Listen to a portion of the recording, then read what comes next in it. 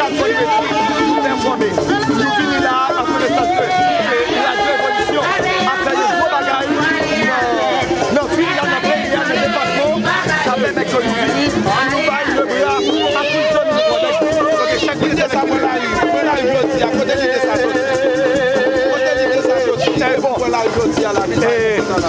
exactement, exactement, c'est le 18 mai. C'est qui a pour nous, et ça veut dire, la seule évolution,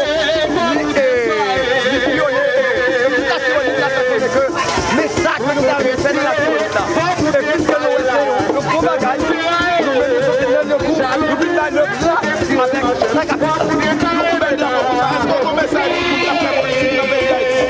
Bon, et message comme d'apporter, malgré l'effort que nous faisons, il y a donc belle bagages de 5 capitales, mais on fait ce bac là, et puis